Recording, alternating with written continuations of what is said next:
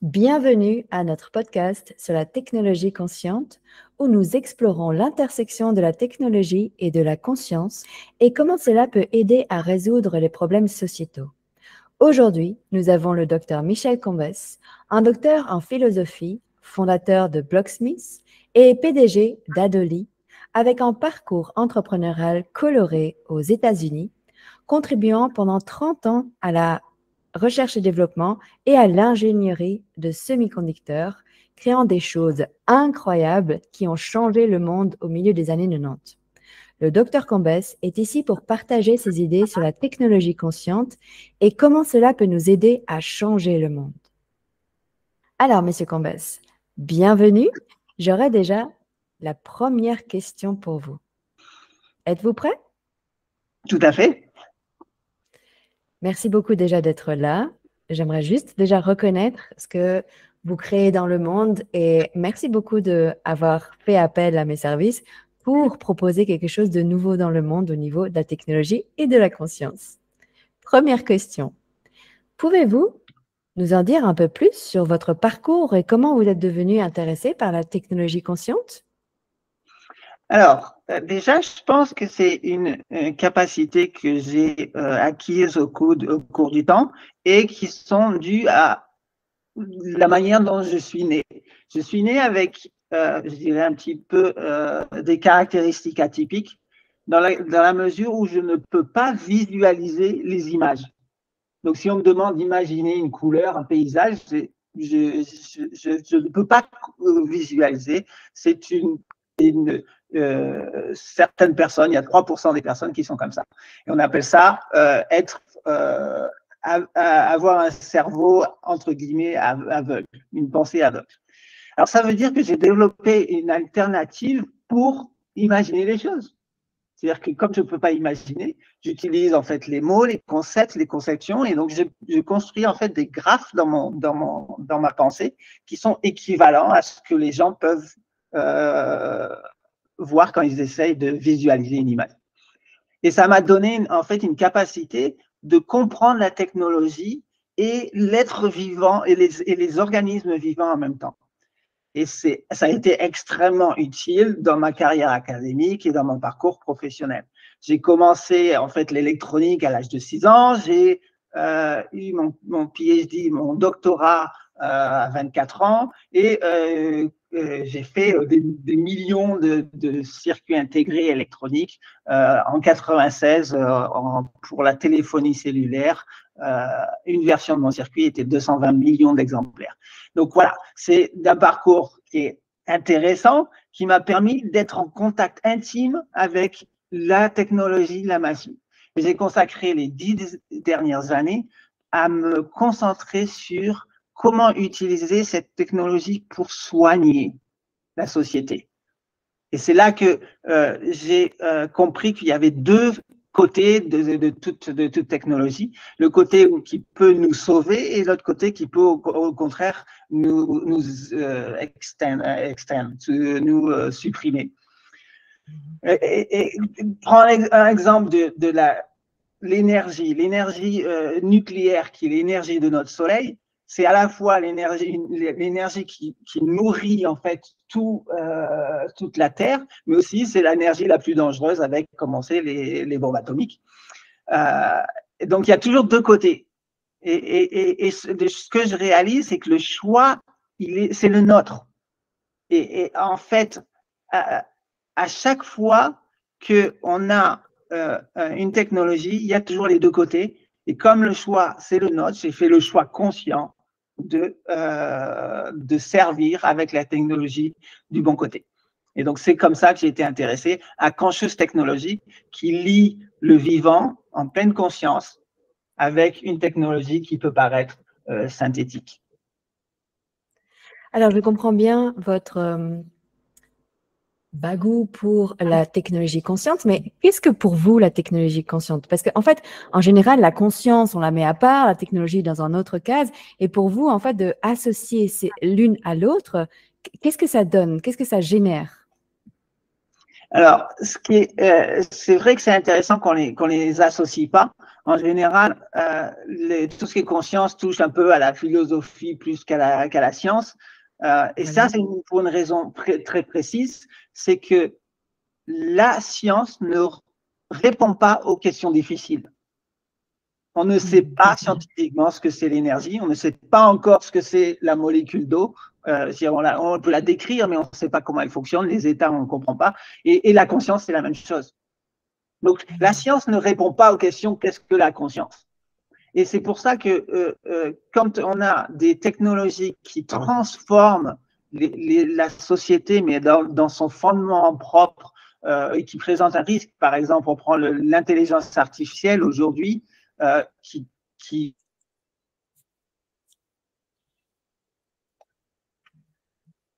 chamboule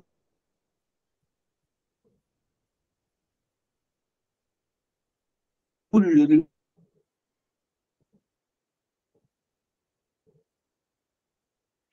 tissu social, la Michel, manière dont nous sommes interagit coupés. à la Voilà. connaissance, ça relève. Michel, avec la montée justement de l'intelligence artificielle, est-ce que vous voudrez bien reprendre de là? Nous avons été coupés. Tout à fait. Avec la montée de l'intelligence artificielle, on vient se poser des problèmes d'éthique, des problèmes de conscience. Et comment faire pour que ces technologies qui peuvent être dangereuses, comment faire pour qu'elles soient positives et qu'elles contribuent de manière bénéfique à la société. Et donc, ça vient au débat de nos jours parce que maintenant, on a besoin, il y a un risque énorme de nos sociétés d'être anéanties par des technologies qui détruisent, qui chamboulent le tissage humain. Donc, si je vous comprends bien, quand vous parlez de technologie consciente, c'est d'être vraiment conscient de qu'est-ce qu'on crée avec la technologie pour que ça soit une contribution pour le monde. Alors, il y a cet esprit de contribution positive, mais aussi ne pas oublier la part de l'être vivant, de l'être humain. La technologie, elle nous apporte des bénéfices, mais elle ne résout pas tous les problèmes.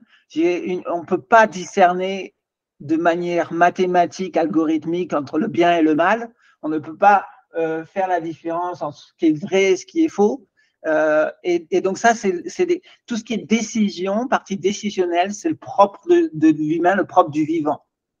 Et la technologie restera toujours synthétique, et donc on ne peut pas lui demander trop. La technologie conscience, c'est une technologie qui comprend, où on comprend les limitations et on augmente ce qui manque par le vivant. Donc c'est la cohabitation ou la collaboration entre la technologie synthétique et le monde vivant organique.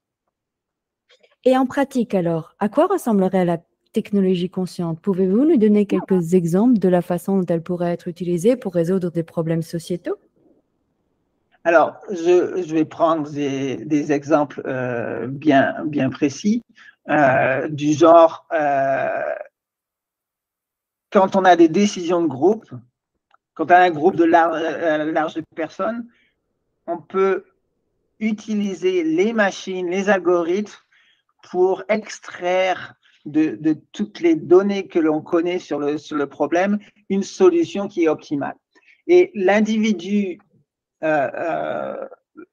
vivant est capable de prendre des décisions, mais avec une capacité de traitement des données relativement faible par rapport à la machine. La machine, on peut processer des quantités d'informations à des vitesses fulgurantes que l'être humain, dans sa limitation physique, n'est pas capable.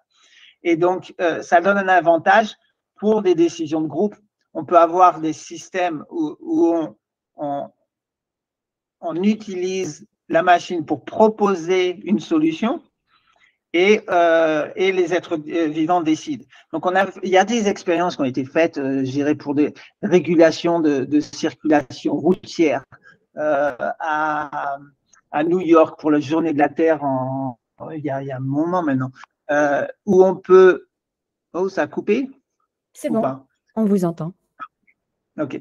Au moment où on voulait en fait couper quelques routes, quelques rues dans la ville de New York pour montrer qu'on peut optimiser la pollution et la circulation sans affecter la libre circulation. Et ils ont décidé de couper une des routes principales qui était apparemment, je dirais, pas la première idée que l'on aurait eue si on réfléchissait de nous-mêmes. Et ils ont coupé ça et se sont aperçus qu'en coupant une route qui était vraiment fréquentée, ça a limité. Ils ont eu une descente de niveau de pollution. Et puis, s'il n'y a pas eu de blocage, ça fonctionnait tout aussi bien. Et donc, c'est ces approches-là que quand on lie la machine avec l'être humain conscient, la machine propose, l'être humain décide, on a des combinaisons très intéressantes. On peut utiliser ça pour des systèmes de votation, où on a fait une expérience il y a à peu près 6 ans, où on a proposé une plateforme distribuée, où les gens proposaient des textes de loi. Et les gens, donc on propose, chacun, c'était tout le monde, ouvert à tout le monde, proposait des textes de loi, ils étaient revus, etc. Et puis avec un système de notation, ils pouvaient être soumis au public. Et la machine, le seul rôle de la machine, c'était d'ordonner ces propositions en fonction d'un critère qui sert l'intérêt général, rien de plus.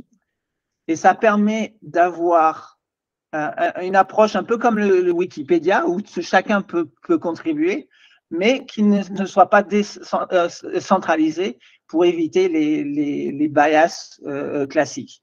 Et on s'est aperçu qu'on peut avoir une gouvernance comme ça, temps réel, avec 1 million d'individus. Donc, la technologie, quand on la met associée avec une conscience de ses limitations et de ses points forts, on peut avoir des outils mais extraordinaires. C'est comment on fait pour décider à 1 million de personnes sans qu'il y ait une seule personne qui se sente lésée, qui sente que son opinion n'a pas été retenue ou entendue, etc. Mais ça fonctionne uniquement s'il y a la partie conscience, c'est-à-dire qu'il y a une espèce de contrat social que l'on met en place et que l'on accepte quand on travaille avec ces technologies-là. Et le contrat social, c'est je suis d'accord de proposer mes suggestions et en retour, j'approuve la décision qui a été prise parce que je sais que l'algorithme, il est équitable. Et ça ne fonctionne uniquement si on a ce qu'on appelle une sécurité psychologique. C'est la liberté de penser. Si on n'a pas la liberté de penser, il y a risque de retaliation, comment on dit en français, on a peur des conséquences. Et donc, tous ces systèmes aujourd'hui de gouvernance où on gouverne un peu avec la peur, en technologie consciente, sont plus possibles. Alors justement, j'allais rebondir quand vous parlez de responsabilité, de conséquences. Là, on voit des exemples au niveau politique, on voit des exemples que vous citez au niveau économique et écologique. Qu'en est-il au niveau de la santé, là où ça touche personnellement la personne, l'humain? Ce qui est intéressant du côté de la santé, c'est qu'on voit une transformation de mode d'opération où on était dans une manière où on essayait de trouver des cas classiques, pouvoir trouver un médicament générique, faire de la classification des personnes. Et ça, c'est pour simplifier en fait le travail de la santé à grande échelle, c'est-à-dire les prestataires de la santé, comme ils sont débordés, il faut qu'ils catégorisent et après on va rechercher entre guillemets la recette dans le grand livre de la médecine. Mais donc on voit une évolution vers une personnalisation où les interventions sont vraiment adaptées aux patients Et bien sûr, on a de meilleurs résultats quand on fait ça. Et ça, c'est possible que si on laisse de côté la généralisation, les statistiques, parce que la santé, elle est vraiment, c'est chacun a son propre organisme, et c'est extrêmement difficile d'avoir tous les paramètres. C'est surtout quand on fait une visite de docteur qui dure 15 minutes, tous les paramètres pour pouvoir décider vraiment ce que la personne a besoin. Et donc, la technologie aide énormément à cette personnalisation. Et il y a un bénéfice où, au lieu de prendre des datas et faire des statistiques pour en découler un médicament générique, on laisse le patient maître de ses paramètres et de ses datas, et on va complètement personnaliser son traitement, parce que la technologie est locale. On peut manipuler des données privées qui ne vont pas être mises partagées à grande échelle, qui vont être revendues. Donc, cette partie privée, sécurité, données personnelles aide à avoir des recommandations et des traitements personnels. Et alors là, il y a un impact aussi important de prise de conscience de ce que la machine est capable. Et si on prend le big data et on essaye de générer de la médecine miracle, on va pas y aboutir. Par contre, si on collecte, entre guillemets, les datas personnelles et on utilise, en fait, on a un apprentissage sur les datas personnelles, là qu'on ne va pas faire recouper avec les personnes voisines, mais on va faire recouper avec la connaissance de la médecine, les articles, les professionnels, la recherche, qui va pouvoir extraire un traitement particulier.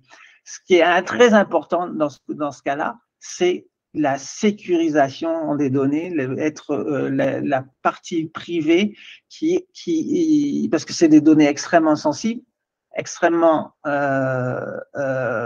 qui ont une valeur importante, qui se vendent sur le marché noir très cher. Et donc, il y a un aspect très important sur comment on protège l'intégrité de la personne quand on peut lire ses pensées, quand on lit dans son microbiome tous les problèmes que cette personne peut avoir, etc. Donc là, si je comprends bien, c'est pas juste la technologie consciente, c'est carrément la technologie au bénéfice de la conscience. Parce que là, les informations qui sont révélées à la personne, c'est pour qu'elle puisse choisir en termes de connaissances, de savoir et réfléchir à qu'est-ce qui est bon et utile pour elle. Oui, tout à fait. C'est une question aussi de comment on rend la personne consciente de sa santé, comment on lui apprend à lire en fait les signes de son corps pour prendre les décisions bénéfiques. Et donc la technologie vient en aide, mais pas en imposer. Et c'est la seule manière d'avoir des habitudes, d'ancrer des habitudes de santé sur du long terme. C'est une symbiose entre l'organisme et l'outil technologique. Ce qu'on peut voir aussi, c'est que dès qu'il y a une technologie qui nous facilite la vie, on a tendance à l'adopter très facilement, mais en oubliant les fonctions essentielles de l'organisme. C'est-à-dire qu'aujourd'hui, beaucoup de personnes, on ne sait plus conduire dans les rues ou dans un endroit inconnu sans avoir le GPS activé. Et puis, si le jour où la technologie nous fait défaut, on est perdu. Et ça, c'est valable pour tout. Toute technologie qui nous facilite la vie, le cerveau humain va se décharger, parce que c'est le principe fondamental d'évolution, c'est qu'on est dans l'évolution est pour optimiser l'énergie. La seule ressource importante de tout organisme, c'est son énergie. Donc, tout ce qui permet d'être plus efficace va être considéré. Et donc, ça… Là, nous vous avons coupé, Michel. Là, nous sommes perdus. On ne vous entend plus du tout. une Voilà. connaissance Michel, immédiate, alors, omniprésente. on s'est coupé là juste un instant. Donc, je vais juste amener à une question qui me vient ici. Donc, ça coupe à nouveau. Donc, Michel, on pourrait en fait vous considérer comme l'ambassadeur de la montée de la technologie et de la montée de la conscience? Alors, je ne sais pas si on peut me donner ce titre-là. En tout cas, c'est mon objectif d'y contribuer. Je, je suis conscient que dans la technologie, on est capable de faire quasiment tout. Tout est possible. Mais il faut garder à l'esprit qu'il faut que ça soit en accord avec le règne du vivant. Et pour vous, alors, comment ça affectera l'humanité dans son ensemble? Alors, on voit déjà des changements fondamentaux qui affectent l'humanité, aussi bien dans les groupes, les décisions, comme j'ai dit rapidement, aussi bien dans la santé, aussi bien dans l'optimisation des ressources que l'on a, et la lutte pour les crises. On ne peut pas avoir un environnement qui fleurit sans avoir une symbiose entre les outils qu'on utilise et puis le monde du vivant. En tout cas, merci beaucoup, Dr. Cambès, vraiment d'avoir pris le temps et d'avoir partagé vos idées sur la technologie consciente et comment elle peut nous aider à résoudre les problèmes sociétaux. J'ai vraiment apprécié ce moment avec vous et ça m'a éclairé sur d'autres sujets aussi dans le développement personnel directement. Et nous espérons en fait que ce podcast a donné aux auditeurs une meilleure compréhension du potentiel de la technologie consciente et comment elle peut nous aider à changer le monde. N'oubliez pas que la technologie ne sauvera pas le monde, mais elle nous donnera les outils pour le faire. Tout à fait. Et je reste totalement optimiste parce qu'en fait, on n'a qu'un seul choix. Et c'est ce choix-là qu'il faut faire. Exactement. Une magnifique journée à tous les auditeurs et plus de conscience à vous. Merci bien, Cindy.